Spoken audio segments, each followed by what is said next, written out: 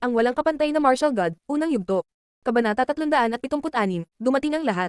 Sa sandaling iyon, abala si Lin Fang sa pakikipaglaban sa dalawang mabangis na hayop at dalawang magsasaka, wala siyang oras upang mapansin ang karamihan ng tao sa kalangitan. Ang lakas ng apoy ay lalong nabaliw habang ang mga dragon ng apoy ay dumiretso patungo kina Jifang at Leopard. Nang makita ni Lin Fang na ang mga mabangis na hayop ay nagsasagawa ng sorpresang pag-atake, naglabas si Lin Fang ng malamig na enerhiya. Pahinga. Sabi ni Lin Fang na tila malamig sa yelo. Kaagad, ang isa sa pinakamahinang fire dragon ay nagkalat at naging maliliit na apoy na nagsimulang umatake sa dalawang mabangis na hayop. Tur. Ang dalawang mabangis na hayop ay umungal sa matinding paghihirap at ang kanilang uhaw sa dugo ng mga mata ay nakatitig kay Lin Fang. Paso, sabi ni Lin Fang. Biglang nagliyab ang isang napakalakas na apoy sa katawan ng dalawang mabangis na hayop, nagsimulang kumalat ang apoy sa kanilang katawan, sa napakaikling panahon, ang dalawang hayop ay napaliligiran ng apoy at ng buhay. Roar. Tur. Ang dalawang mabangis na hayop ay nababaliw na parang galit, hindi nila napigilan ng mga apoy na kumalat at masunog ang mga ito. Ang mga ekspresyon ng mukha ni Jifang at Leopard ay lubhang nagbago, lumipat sila patungo sa kani-kanilang mga hayop, ang ilang purong chi ay nakondense sa tubig chi. Gayunpaman, sa parehong oras, naglabas si Lin Fang ng isang hindi kapani-paniwalang purple na lawa na agad na lumubog sa dalawang hayop. Sa oras na dumating sina Jifang at Leopard, ang purple na lawa ay nawala kasama ang lahat ng bakas ng kanilang mga hayop. Si Jifang at Leopard ay masamang nakatingin kay Lin Fang, ang kanilang mga mukha ay puno ng layuning pumatay. Pinatay lang ni Lin Fang ang kanilang mabangis na hayop. Ang pagdomestik sa isang Zuan level na mabangis na hayop ay nangangailangan ng maraming personal na puhunan at nangangailangan din ng malaking swerte. Tahimik na nanonood ng labanan ng maputi ang buhok at ang iba pa, nakita nilang katatapos lang ng apoy ng dalawang halimaw na ikinaintriga ng matanda.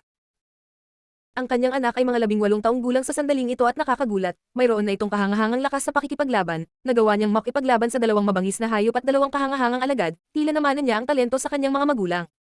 Nang maisip iyon ng matanda ay napatingin siya sa binata na kalahating hakbang sa likuran niya, kasing talos ng espada ang mga kilay ng binata. Si Yu Tianming ay ang pinakamahusay na disipulo ng Yu Clan, siya ay isang nakasisilaw na henyo. Sa kasamaang palad, ang mga nangyari sa nakaraan ay hindi na mababago, kung hindi, sina Yu Tianming at Lin Fang ay maaaring nagsanay ng magkasama sa loob ng angkan, sila ay magiging katulad nina Duan Wudao at Duan Wuya, sila ay parehong naging pagmamalaki ng mga angkan. Sa sandaling iyon, pinagmamasdan din ni Yu Tianming si Lin Fang. Para sa kanyang edad, si Lin Fang ay may kakilakilabot na lakas, siya ay mas malakas kaysa sa karamihan ng 18 taong gulang na cultivator. Talagang mamamatay ka, sabi ni Jifang na may malungkot na ekspresyon sa kanyang mga mata habang nakatingin kay Lin Fang, mukha siyang makamandag na insekto. Ang mga miyembro ng One Show Sect ay lalong nagiging inutil sa bawat araw. Sabi ng mahinang tinig na ikinagulat ni Jifang, pagkatapos ay itinaas niya ang kanyang ulo at nakita ang karamihan sa kalangitan na nagpasimangot sa kanya. Ang Yu Clan ay nakabase sa Nine Dragon Mountain Chain at dumating na sila, bukod pa, personal na dumating ang pinuno ng clan. Nang marinig ni Jifang na pinahiya nila ang One Show Sect, umawang ang kanyang bibig, hindi siya naglakasloob na kontrahin siya, ang pinuno ng Yu Clan ay iginagalang maging ng patriarch ng One Show Sect. Itinaas din ni Lin Fang ang kanyang ulo at sumimangot. Nang makita niya ang mga taong ito, isang pamilyar na impresyon ang samalubong sa kanyang puso, nakakaintriga at bukod pa rito, napansin niya rin na marami sa kanila ang nakatingin din sa kanya. Senior, itong ugat ng lupa, kami ang nakatuklas nito, ito ay kabilang sa One Show Sect, sana hindi ka na makialam. Sabi ni Jifang. Nang makita niya ang mga tao ng Yu Clan, ang una niyang naisip ay gusto nilang nakawin sa kanila ang ugat ng lupa. Kung hindi ako nagkakamali, tiyak na hindi kayo ang nakatuklas nito. Sabi ng matanda. Nakita niya ang labanan sa pagitan ni Lin Fang at ng iba pa, lubos niyang naunawaan ang mga subtleties ng kwento, natuklasan ni Lin Fang at ng iba pa ang ugat ng lupa at ang One Show Sect ay may dumating upang nakawin ito, na kung bakit sila nag-aaway sa mismong sandaling ito. Senior, paano sila makikipagkompetensya sa One Show Sect? Itong ugat ng lupa, hindi nila kayang protektahan at wala man lang silang lakas para agawin ito. Sabi ni Jifang, ang kanyang mga salita ay parang lason. Kasi hindi nila kaya, akala mo kaya mong nakawin. Natuklasan nila ang ugat ng lupa sa unang lugar, pagkatapos ay nais mong gamitin ang iyong kapangyarihan at impluensya para sugpuin sila, gumamit ng puwersa para magnakaw sa mahihina. Sa madaling salita, ang pinakamalakas ay ang mga nagmamay-ari nitong ugat ng lupa, dahil sa ganoong paraan, napakadali ng lahat. Sabi ng matanda na parang kalmado, hindi man lang mukhang apektado. Pagkatapos ay sumigaw siya. Tianmi. Nang marinig ni Yu Tianming ang matanda, humakbang siya pasulong, mukhang maharlika at hiwalay sa parehong oras, na parang siya na lang ang natitirang bayani sa mundo. Tianming, Yu Tianming. Kumunat ang noo ni Jifang. Siya ang pinakakahanga-hangang disipulo ng Yu Clan at ang pangalawang ranggo na mataas na opisyal, siya ay niranggo na pangalawa pagkatapos ni Duan Wudao. Sinasabing siya ay sumikat lamang noong siya ay 16 at iniwan si Zhu Yu pagkatapos at nagsanay sa ibang lugar, napakakaunting mga tao ang nakakilala sa kanya.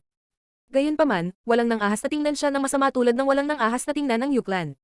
One Show Sect, kung ang isa sa inyo ay makakaya ng isa sa aking mga pag-atake ng hindi namamatay, ang ugat ng lupa ay magiging iyo. Sabi ni Yu Tianming habang nakatingin kay Jifang na nagpasimangot sa mga tao. Kung makakaligtas sila sa isa sa mga pag-atake ni Yu Tianming, tatalikuran ng Yu Clan ang kanilang pagangkin sa ugat ng lupa at ibibigay ito sa Wan Shosek. Si Jifang at ang iba ay natulala, sino ba ang maglalakas loob na subukan? Siya ay nasa pangalawa sa loob ng 8 mataas na opisyal, bukod kay Duan Wu daw, sino ang makatiis ng kahit isang pag-atake ni Yu Tianming nang hindi namamatay. Walang nangahas na isugal ang kanilang buhay. Kahit na hindi sila mamatay, babalik sila sa sekta na baldado ang kanilang kultibasyon, ang ugat ng lupa ay para na lang sa Wan Shosek at wala na silang pakinabang dito. At kung hindi nila mapaglabanan ang pag-atake, sila ay mamamatay. Sino ang maglalakas loob na kumuha ng ganoong kalaking panganib? Kamatayan o maging baldado? Nakatingin din si Lin Fang kay Yu Tianming, namumukuntangi siya. Hindi siya mukhang mayabang at mayabang tulad ni Yu Chen. Si Yu Tianming ay isang talagang kahanga-hanga at kahangahangang batang cultivator, wala siyang kinalaman sa mga taong tulad ni Yu Tianchen na inabuso lamang ang kanilang katayuan, walang maihahambing sa kanila. Dahil hindi ka manggahas, huwag mo nang subukang i-claim na ang balon ng purong chi ay sa iyo. Sabi ng matanda nang makita niyang tahimik si Jifang at ang iba pa, parang walang pakialam ang matanda. Si Jifang at ang iba ay kumikibot, ngunit hindi lumalabas ang mga salita. Senior, pinuno ng Yu Clan, sa tingin mo ba ay medyo exaggerated ang paraan ng pakikitungo mo sa mga juniors ng Wan Shosek? Sa sandaling iyon, isang boses ang umalangaw mula sa malayo sa kapaligiran. Tumingon ng mga tao at nakitang walang tao, na nagpanginag sa mga tao, nangangahulugan ito na ang taong iyon ay napakalayo pa rin sa kanila at hindi pa nakikita. Sa wakas, isang bagyo ang lumitaw mula sa atmosfera, ang lupa at kalangitan ay nabago, ito ay naging sobrang bagyo at sa di kalayuan, may lumitaw sa kalangitan. Sa kalangitan, ang unang bagay na nakita ng mga tao ay isang nakakatakot na mabangis na hayop, ito ay mukhang pambihirang mabangis at sanguinary. Mayroon din itong pares ng napakalaking pakpak na lumilipad sa hangin at lumilikha ng lakas ng hangin sa ibaba. Sa likod ng mabangis na hayop na iyon, mayroong dalawang siluet, ang una ay isang nasa katanghaliang gulang na lalaki na mukhang maharlika. Sa gilid niya, may isa pang taong mukhang malamig at hiwalay. Nang makita ni Lin Fang ang pangalawang tao, sumimangot siya, mayroon na siyang taong ito noong nalipol ang Yunhai Sect, ito ay ang Vice Patriarch ng Wan Shosek, si Teng Wushan. Naalala ni Lin Fang ang guro ni Wen Renyan, ang matandang babae, na nag-alay ng kanyang buhay para patayin ang mabangis na hayop, isang lumilipad na sawa, na kanyang sinasakyan, na nagbigay daan kay Protector Bay na matagumpay na masecure si Lin Fang na makatakas. Nakakagulat, ito ay ang Vice Patriarch ng Wan Shosek, walang duda tungkol dito, ang nasa katanghaliang gulang na lalaki sa hayop na iyon ay dapat na ang Patriarch. Ang siyam na bundok ng espada ay gumuho, ang masamang espada ay nawala, at ngayon ang mga miyembro ng Yu Clan at ang mga miyembro ng Wan Shosek ay natipon doon. Kung gusto kong i-bully ang mga junior mo, mabubuhay pa ba sila? Tanong ng matandang maputi ang buhok na walang tipid na sulyap sa papalapit na figure. Nahulaan na niya na maya-maya ay darating ang mga taong ito, paano kung dumating sila? Para sa maraming tao, ang isang ugateng lupa ay isang kamanghamanghang at hindi mabibaylang kayamanan, ngunit sa kanyang mga mata, ito ay hindi napakahalaga, kung ihahambing sa masamang espada, iyon ay hindi gaanong mahalaga, ang talagang gustong malaman ng matanda ay. Sino ang pinagsanib ng masamang espada? Walang sumalungat sa matanda, kung gusto ng pinuno ng Yu Clan na pumatay ng ilang juniors, napakadali lang, hinamak lang niya ang mga ito at ayaw niyang sayangin ang effort. Wu Qing, bakit hindi subukan laban kay Yu Tianming, siya ang pangalawang pinakamalakas na mataas na opisyal, tingnan natin kung ang kanyang pangalan ay tumutugma sa kanyang reputasyon. Walang pakialam na sabi ng Patriarch ng Wan Shosek. Si Wu Qing ay nasa ikatlong pwesto sa mga matataas na opisyal, siya ay nasa itaas lamang ni Duan Wuya. Ang walang kapantay na martial god, ng ito. Kabanata 377, patayin si Lin Fang.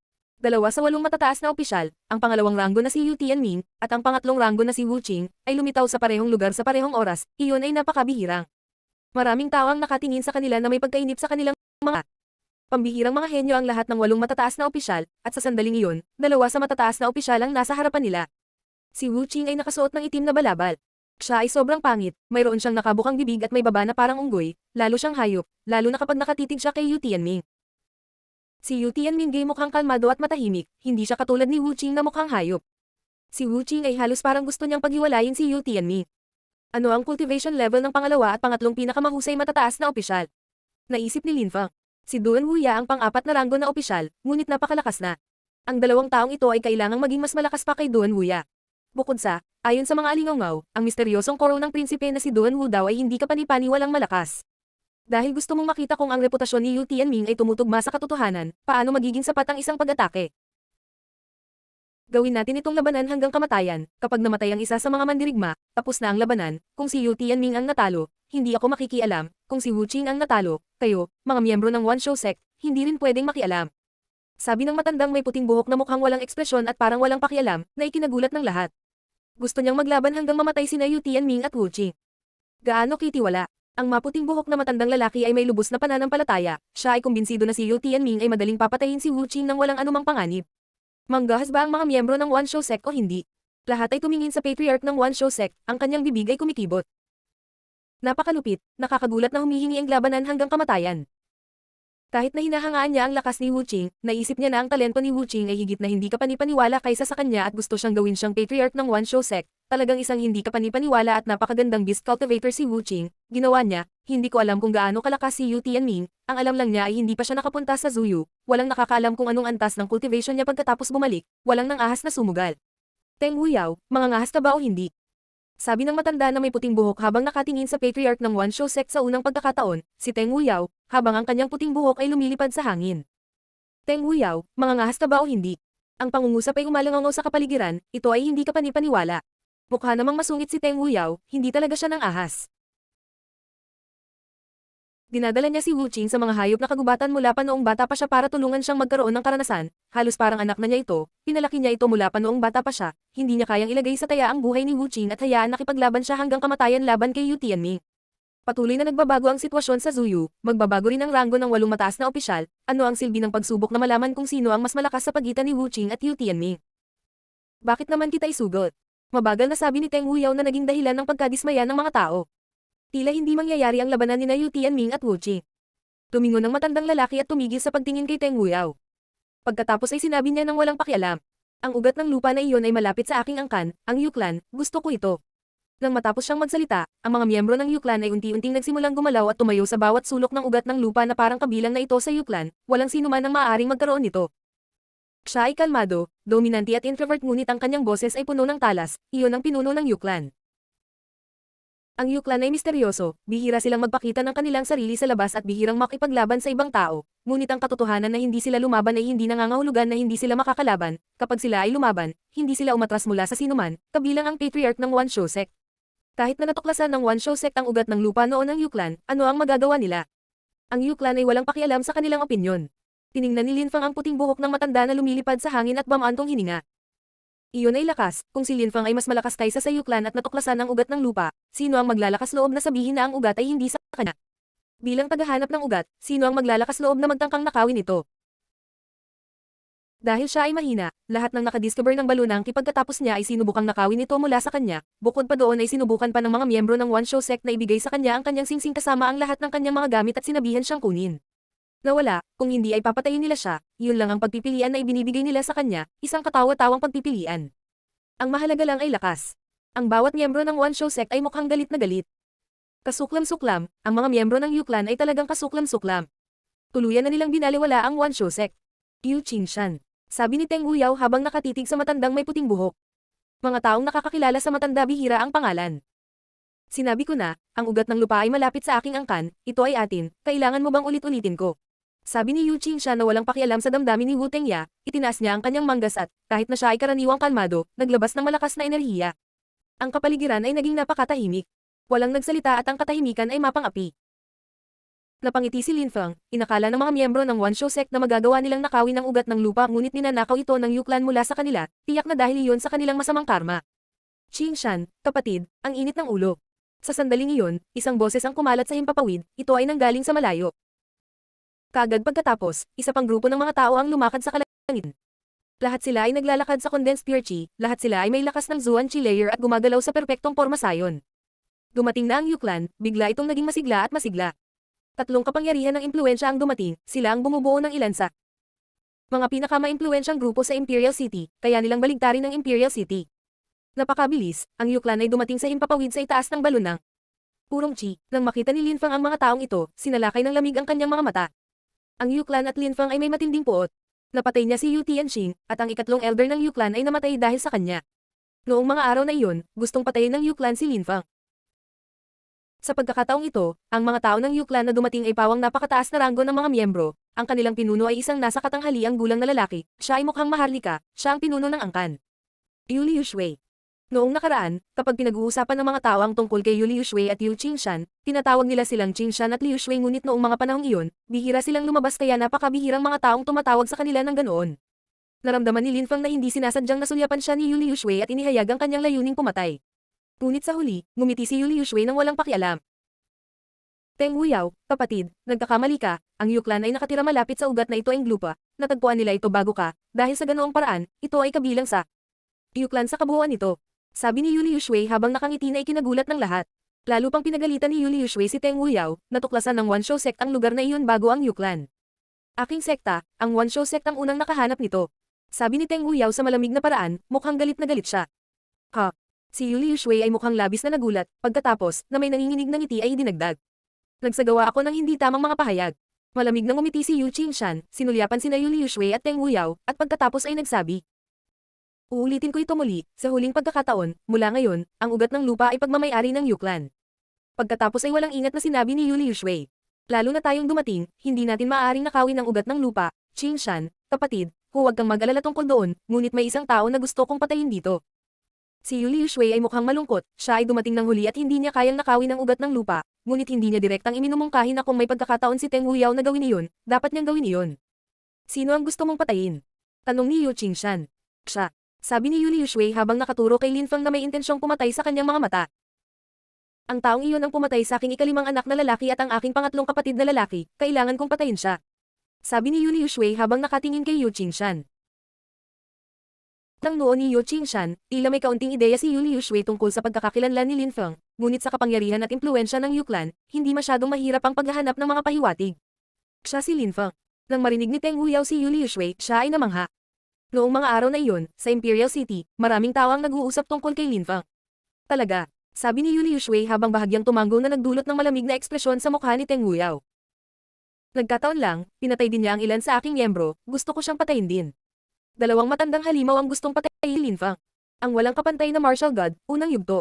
Kabanata 378, sino ang gustong pumatay sa kanya? Talagang malas si Lin Feng, nagawa niyang pukawin ang dalawang malalaking impluensya. Sa Zuyu, kung gusto ng Yuklan at One Shou Sect na mamatay ang parehong tao, ang taong iyon ay bihirang magpatuloy sa paghinga. Noong mga araw na iyon, si Lin Feng ay may pagkagalit sa kanilang dalawa. Mukhang sa pagkakataong ito, tiyak na mamamatay si Lin Feng. Sa panig ni Lin Feng, ang apat na cultivator ng Zuan Qi layer ay tumingin. Kay Lin Feng na may malalim at malalim na ekspresyon sa kanilang mga mata. Nagsisimula pa lang silang maunawaan na ang binata na nakikipag-away sa kanila ay sikat sa Zuyu, siya ay si Lin Feng. Si Lin Feng ay napakalakas na, hanggang sa kung saan madali niyang mapatay ang isang cultivator ng Zuan Qi layer. Kahanga-hanga siya. Ngunit sa sandaling iyon, nasa kritikal na sitwasyon si Lin Feng at hindi nila siya matutulungan. Biglang sumimangot si Yu Qingshan, ngunit agad ding nabawi ang kalmado at hiwalay na ekspresyon ng mukha.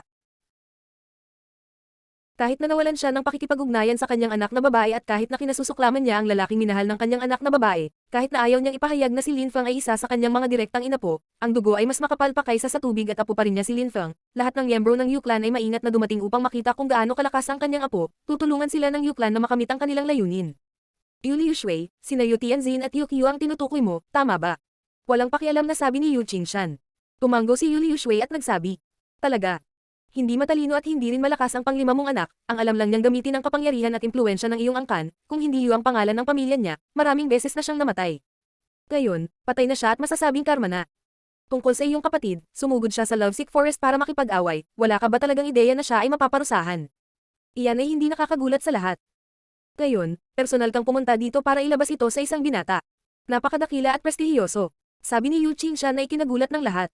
Ang kanyang mga salita ay naghatid ng kanyang kahulugan, sina Yu Tianxing at Yu Qiu ay dapat na mamatay dahil sila ay hanggal. Ang pinakamaringgal at prestihiyosong bagay tungkol sa iyong sekta, ang One Shou Sect, ay ang isang grupo ng mga pangunahing disipulo ay dumating upang nakawin ang ugat ng lupa na natuklasan ng ibang mga tao at nabigong agawin ito mula sa kanila, bukod pa, ang ilan sa iyong mga hayop. At ang mga miyembro ay pinatay ng isang binata sa proseso, gaano nakakahiya. Namatay ang mga kaawa-awang nilalang na ito, hindi mahalaga, ngunit ikaw Teng Wuyao, ang patriarch ng One Shou Sect na personal na pumunta rito, talagang walang hiya ka, wala kang limitasyon sa iyong mga nakakahiyang aksyon. Ha? Ang mga tao ay namangha. Ang pinuno ng Yuklan nakakagulat na iniinsulto sina Yuli Yuxue at Teng Wuyao dahil kay Lin Feng. Bahagyang nagbago ang ekspresyon ng mukha ni Yuli Yuxue, nakakagulat na nagsalita si Yu Qingshan para kay Lin Feng, tila may pagmamahal pa rin ang matanda sa isang kamag-anak. Si Teng Wuyao ay mukhang malamig at hiwalay.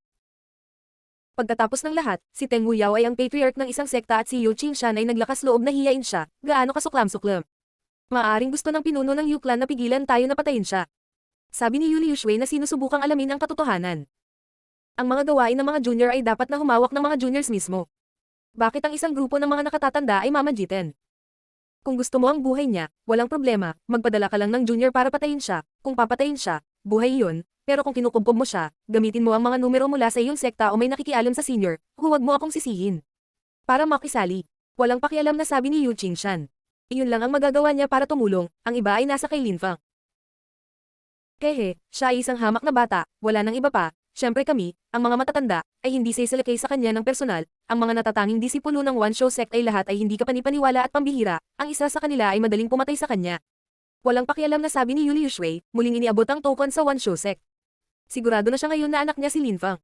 Malinaw na mapapatay ng Yu Clan si Lin Fang ng napakadaling ngunit ang problema ay, sulit ba para sa Yu Clan na makisali?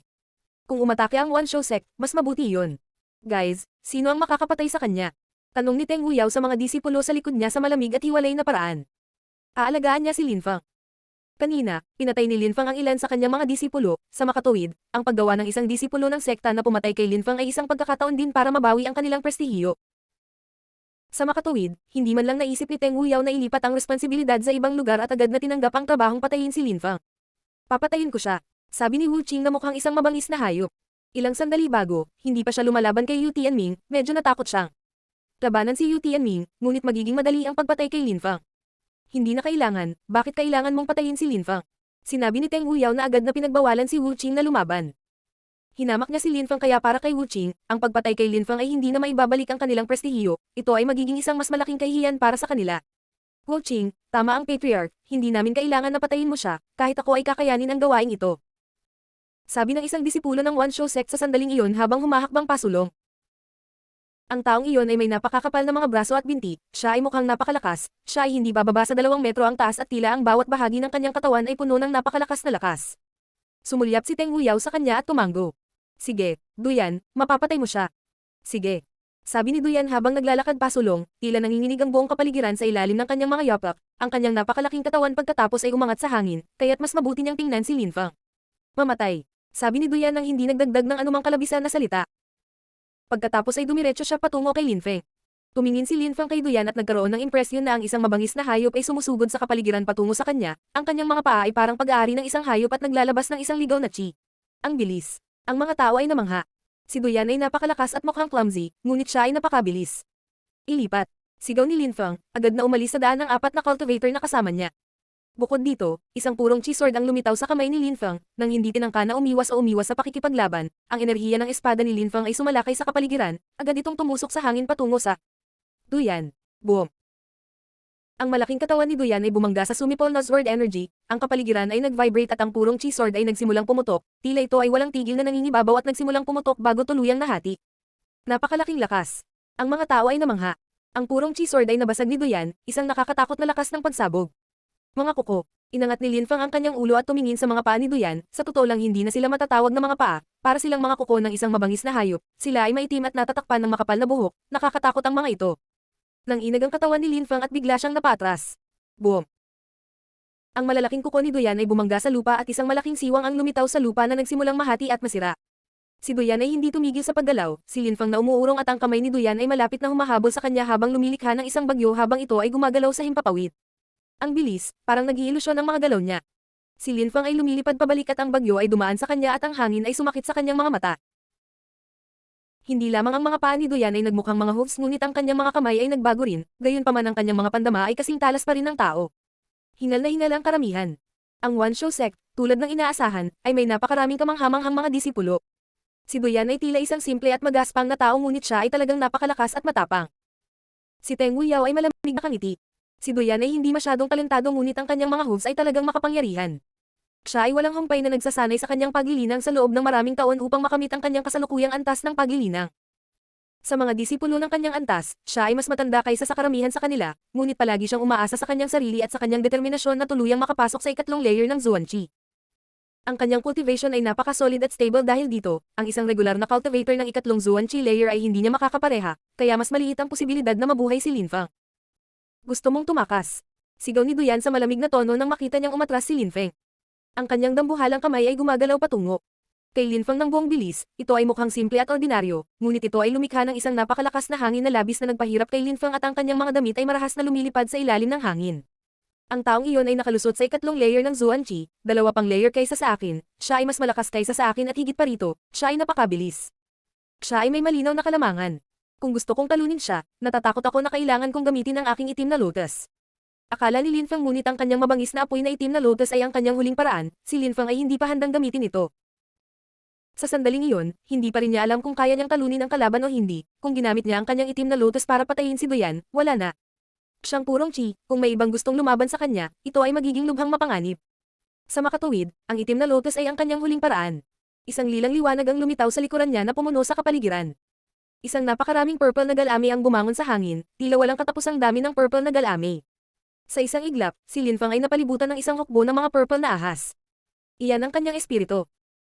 Ang mga mata ni Yu Qingshan ay kumislap nang makita niya ang lilang espiritu ni Lin Feng, kahit na ito ay parang isang beast spirit, hindi ito.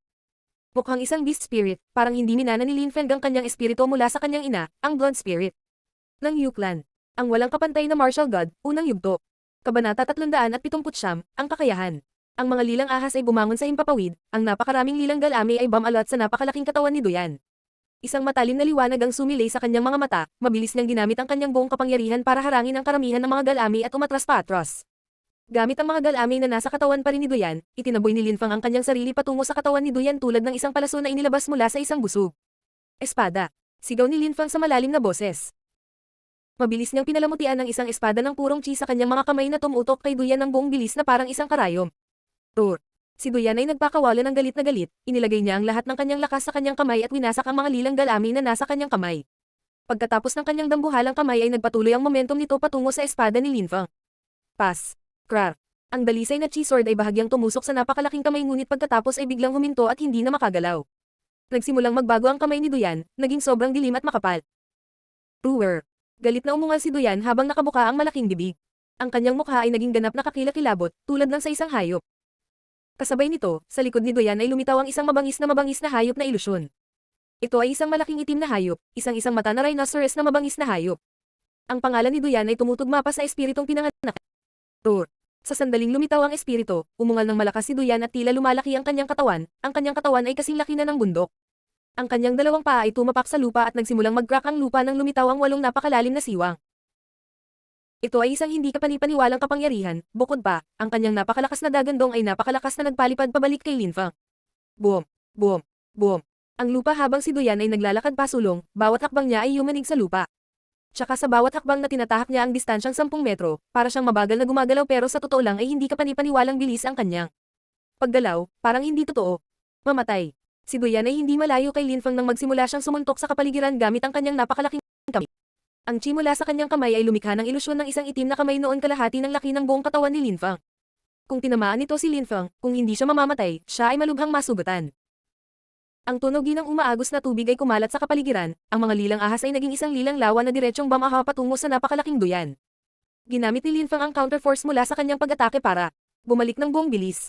Si Lin Feng ay mabilis na pinilit na bumaba sa lupa sa pamamagitan ng pag-atake at mabilis na tumalon sa himpapawid, itinaas niya ang kanyang ulo at tinitigan ng araw sa abot tanaw, sa kanyang katawan, ang purong araw na chi ay nagsimulang lumakas at ang apoy ay lalong tumindi.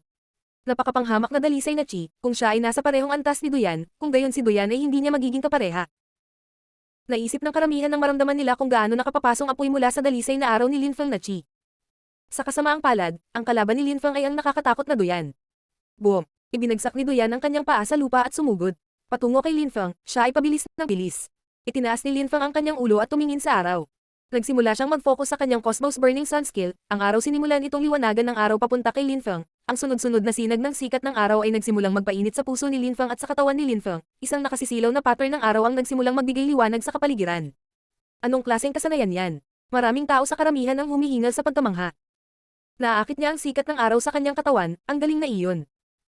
Si Yu Qingshan at ilang iba pang napakalakas na cultivator ay namangha rin. Ang kasanayang natutunan ni Lin Feng ay malamang na isang napakalakas na kasanayan sa pagbaba ng araw. Ang pag-akit ng sikat ng araw ay maaari lamang gawin gamit ang mga kasanayan sa araw. Ang ganitong uri ng kasanayan ay napakabihirang ngunit natutunan ito ni Feng. Ang espada na ginawa mula sa purong chi ay nabali ng ilang beses, ngunit sa pagkakataong ito kapag ito ay namuo, ito ay mas nakakasilaw kaysa dati. Nakakapasong espada, mamatay. Galit na sigaw ni Lin Feng, ang kanyang purong chi sword at ang kanyang sun chi ay pinagsama sa isang nakakapasong mainit na espada. Ang kanyang espada ay nagsimulang bumaba mula sa langit, ang mga apoy ay bumubuhos mula sa gilid ng kanyang espada na nagiiwan ng bakas ng apoy habang ito ay gumagalaw. Tur. Tur. Ibinuka ni Duyan ang kanyang napakalaking bibig at nagsimulang umungol ng galit na galit. Binuksan din ng kanyang beast spirit ang napakalaking bibig nito, mukhang kahindak-hindak habang umuungal ng marahas. Biglang, maraming one-eyed rhinoceros illusions ang bumubuhos mula sa bibig ng mga espiritu at sila ay nabuo ng stampede patungo kay Linfang. Ang nakasisilaw na nakapapasong espada ay nahulog sa stampede, walang katapusang dagandong ng paghihirap ang pumuno sa hangin. Ang dagandong ng paghihirap ay patuloy na tumutunog ng si Duyan at ang kanyang rhinoceros spirit ay parehong bumukas ang kanilang mga bibig at mas maraming rhinocero illusions ang bumuhos mula sa bibig ng espiritu. Ang mga tao sa karamihan ay nagsimulang magtakpan ng kanilang mga tainga, ang mga tunog ng kanilang mga dagandong ay kakilakilabot. Boom! Nagsimulang mag-crack ang lupa, bumababa pa rin ang nakasisilaw na espadang iyon, ngunit sa ilang sandali ay nagsimulang kumupas ang ningning nito at kalaunan ay hindi na makita ang ningning. Ang mga ilusyon ng rhinoceros ay nagmamadali pa rin patungo kay Linfang mula sa bawat direksyon na naging dahilan upang mag-alala ang ilang tao tungkol kay Linfang. Hindi rin nila alam kung anong klaseng panlilinlang ang ginagamit ni Duyan ngunit tila kaya niyang lumikha ng hukbo ng mga espiritu na aatake para sa kanya. Sa wakas ay itinikom ni Duyan ang kanyang bibig ngunit ang mga dagandong ay umaalingaw pa rin sa kapaligiran. Nang makita niyang nawala ang ningning ng dakilang nakasisilaw na espada, malamig siyang ngumiti. Gayunpaman, nang ang nakakapasong espada ay nawala ang ningning nito, ang sensasyon ng paglubog ng araw ay mararamdaman. Si Linfang ay mukhang kalmado at matahimik, pagkatapos ay sinabi niya sa mahinang boses. Sword of the Setting Sun. Ang kanyang espada ay nagsimulang tumagos sa kapaligiran. Hindi ito mukhang nakakasilaw gaya ng nakakapasong espada ngunit naglalaman ito ng kapangyarihan ng papalubog na araw, na nagbigay din ng kakaibang kagandahan sa kanyang espada. Ang araw ay maaaring nakakasilaw ngunit sa ilang mga punto ay kailangan nitong mawala ang liwanag nito. Ang nakakapasong espada ay walang katulad na nakakasilaw ngunit pagkatapos, ang araw ay kailangang lumubog. Isang kakaibang magandang espada ang bumaba mula sa langit at ang mga ilusyon ng rhinoceros ay nagsimulang maglaho pagkatapos ng ang iba ay parang naglalaho sa liwanag ng araw. Ang espada ni Linfang ay tumusok sa lahat ng dinadaanan nito at agad na dumating bago si Duyan. Ang mga tao ay mangha. Ang nakakasilaw na espadang iyon ay nawalan ng liwanag ngunit bahagi pa rin ito ng pag-atake ng espada ni Linfang. Ito ay hindi katulad ng anumang nakita nila noon. Ang espadang iyon ay kahawig ng lumulubog na araw. Natulala rin si Duyan, naghahanda siyang patayin si Linfang nang makita niyang kumukupas ang liwanag mula sa espada, hindi niya akalain na magkakaroon pa rin ng kapangyarihan ng espada para salakayin siya. Karaniwan, kapag mas malakas ang espada, mas nakakasilaw ang espada. Tur. Itinaas ni Duyan ang kanyang napakalaking kamay na naging sanhi ng panginginig ng hangin. Nang magbanggaan ang espada at kamay, napuno ang hangin ng mga basag na tunog at lumitaw ang isang sinulid ng dugo, nasugatan ang kamay ni Duyan. Mamatay. Nang maramdaman ni Duyan na siya ay nasugatan, nagalit siya at itinapon ang sarili kay Linfang. Pierce. Inilagay ni Linfang ang kanyang buong lakas sa kanyang espada at inatake ang napakalaking kamay na patungo sa kanya, kasabay nito, sinimulan ni Linfang na paikliin ang apoy na nagninangas sa kanyang katawan. Itim na apoy bigla sumambulat mula sa purong chi sword na bumangga sa napakalaking kamay. Hinatak ni Duyan ang isang mahabang mukha, ayaw niyang sumuko ngunit sa sandaling iyon, ang mga itim na apoy ay sumabog mula sa espada na tumagos pa sa kanyang nasugatan na kamay, sa sandaling iyon, isang hindi kapani-paniwala. Sakit ang bumalat sa kanyang katawan at ang kanyang buong katawan ay nanginginig. Nasasaktan. Ito ay masakit, ito ay hindi kapani-paniwalang masakit. Nag-aapoy ang apoy sa palad niya, ang buong katawan niya, nababalot ng malamig na pawis, ang sakit ay hindi matiis. Krr. Krr. Ang sugat ay naglalabas ng ilang banayad na tunog ng kaluskos, nakikita ni Duyan na ang kanyang kamay ay nasusunog na itim at nararamdaman niya ang kanyang kamay na nasusunog. Tuwaer. Ungol ni Duyan napakalakas, sa huli, tumanggi siyang sumuko. Ginamit niya ang kanyang kabilang kamay para bambahin ang kapaligiran patungo kay Linfang. Gayunpaman, ang dalisay na chi sword ni Linfang ay patuloy na tumusok ng mas malalim sa sugat sa kabilang kamay at nasusunog ang kanyang laman. Umatras lang siya sa huling minuto at itinulak ang sarili pabalik. Bumagsak si Duyan sa lupa, tinatakpan niya ang kanyang sugat gamit ang kanyang kabilang kamay, ang kanyang ekspresyon sa mukha ay talagang nakakatakot. Si Linfang ay nakatayo pa rin sa hangin habang nakatingin kay Duyan sa malamig na paraan. Patayin mo ako. May kakayahan ka ba? Biro ni Linfang na ikinamangha ng buong pulutong. Pinagtatawanan ni Linfang si Duyan. Si Duyan ay may ganap na kalamangan pagdating sa kanyang cultivation level ngunit sa huli, siya ay natalo at nasugatan ni Linfang. Alam ni Linfang na ito ay dahil sa kusang loob siyang lumaban sa harap ng napakaraming tao kaya hindi ito siniseryoso ni Duyan at pinigilan ang kanyang sarili, hindi niya ginamit ang kanyang buong lakas sa simula pa lamang at sa halip ay gumamit siya ng marangyang mga galaw upang magmukhang mas tat-anji tangi sa karamihan. Ang mga miyembro ng One Show Sect ay lahat ay may nakakatakot na ekspresyon sa kanilang mga mukha. Natalo siya. Hindi kayang patayin ni Duyan si Linfang at nasugatan pa siya ni Linfang, at higit pa doon, kinailangan pa niyang pakawalin ang kanyang espiritu. Natalo si Duyan ngunit. Paano ito naging posible? Iyon ay isang garantisadong tagumpay, kung hindi, ang One Show Sect ay mapahiya. Sa tabi ni Teng Wuyao, si Teng Wushan ay nakatitig kay Linfang, ang kanyang ekspresyon sa mukha ay nagbago ng husto.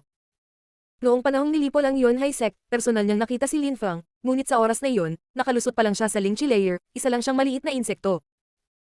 Gayunpaman, sa sandaling iyon, mababawasan na ni Linfang ang karamihan sa mga pinakanamumukod tanging disipulo mula sa One Shou sect. Siya ay talagang napakagaling, siya ay isang tunay na henyo, kung sila hindi pinatay si Linfang, walang katapusan ang gulo sa hinaharap. Hindi maarak ang ekspresyon ng mukha ni Yu Qingshan, minsan, napabuntong hininga siya. Ang walang kapantay na martial god, unang yugto. Kabanata 380, pagbabagong anyo ng hayop. Sa pagitan ng cultivator ng unang Zuan Qi layer at ng ikatlong Zuan Qi layer, mayroong pagkakaiba ng dalawang layers. Ang pagkakaiba sa pagitan ng dami ng pure Qi na magagamit nila ay napakalaki. Karaniwan, ang isang mas mataas na leveled cultivator ay maaaring patayin ang mas mababang layer sa isang kisap mata.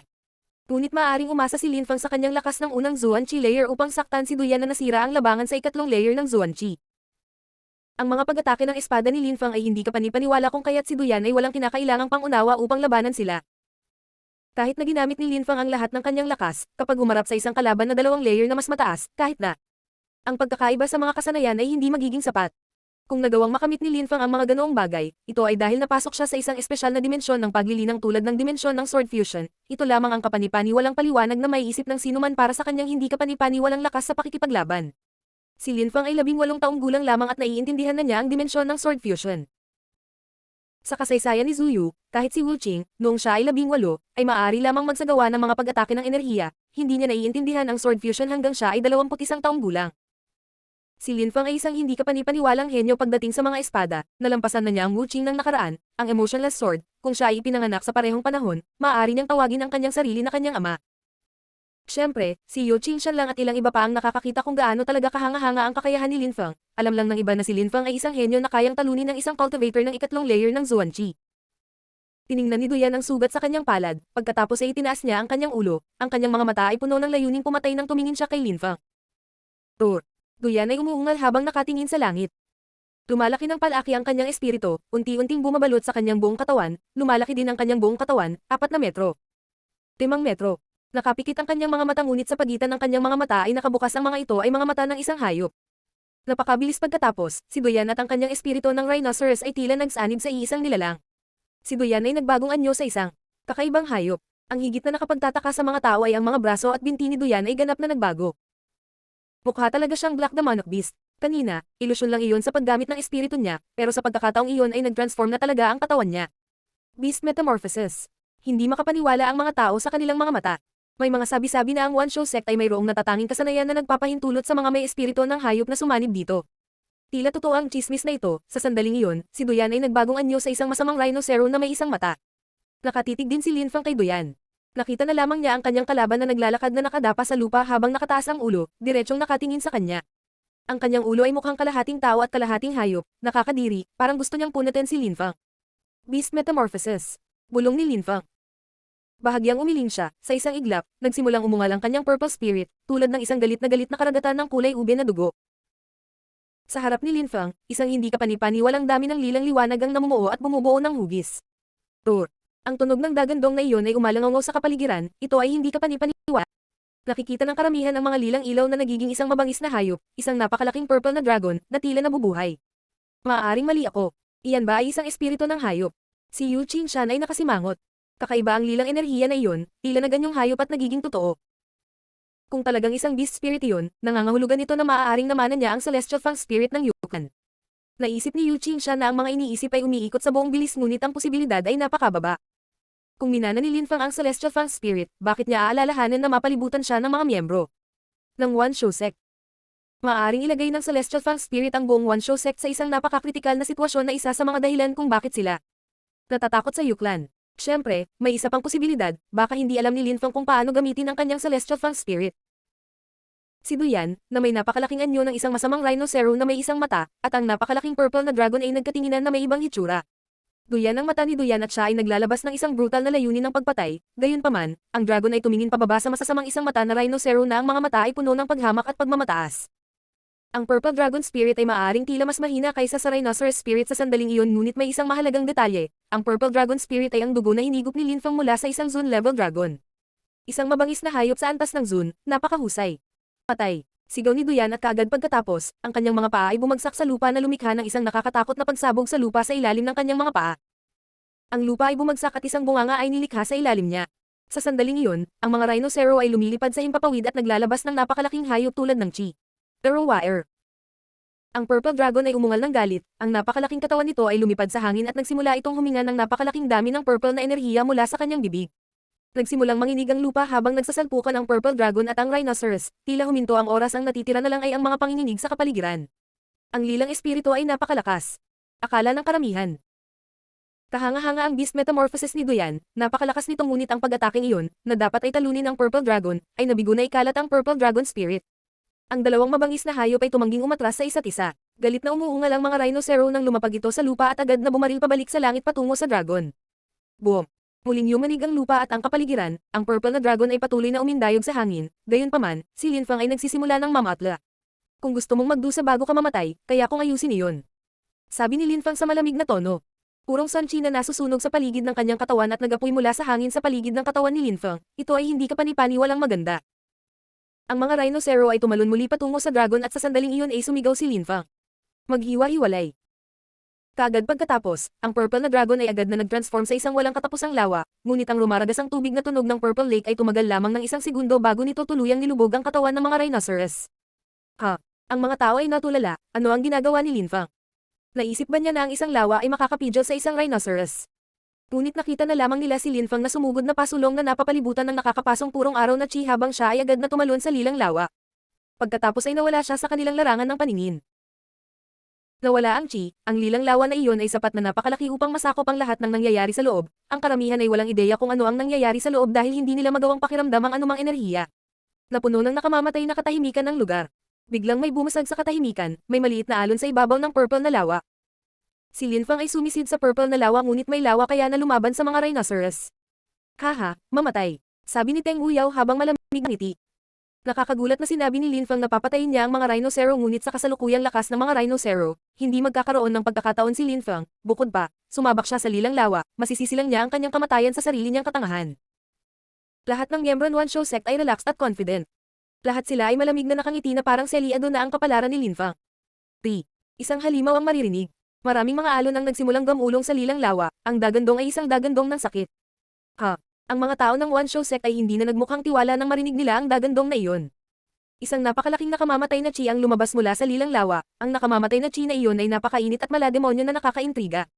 Ang karamihan, sila ay nag-iisip kung ano ang maaaring maglabas ng gayong mapangwasak na enerhiya.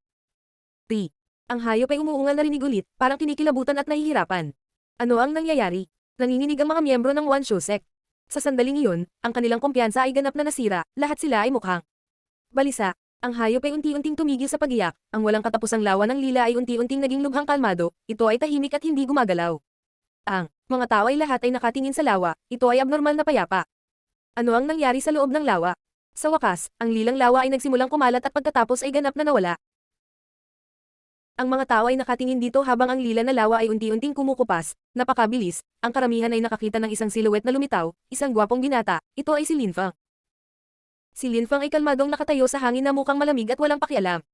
Ang lila na lawa ay patuloy na hinihigop pabalik sa kanyang katawan hanggang sa tuluyan na itong maglaho. Nagulat ang mga tao nang makita nila si Linfang, lahat sila ay nakatitig sa kanya. Paano naman ang masasamang Rhinocero na may isang mata? Wala na ang dambuhalang Rhinocero na iyon. Ano ang nangyayari? Anong nangyari? Ang lahat ay nanatiling nakatitig kay Linfang, sila ay namatay siya, namatay si Duyan. Hindi ka panipaniwala, siya ay walang awa na pinatay, hanggang sa kahit isang bakas ng kanyang katawan ay hindi naiwan upang ilibing. Nakakatakot. Maraming tao ang tumingin sa gwapong binata na may hindi ka panipaniwalang paggalang sa kanilang mga mata. Sinira ni Linfang ang isang napakalaking halimaw nang hindi nagiiwan ng bakas. Sa sandaling iyon, hindi makapaniwala ang mga miyembro ng One Show Sect. Ano ang nangyayari? Ngunit iyon ang malupit na katotohanan, habang sina Linfang at Duyan ay nasa loob ng lawa, walang awang kinatay ni Linfang si Duyan. Sinabi na ni Linfang, pahihirapan niya si Duyan bago niya ito patayin, babayaran niya ang kanyang mga aksyon sa kanyang buhay.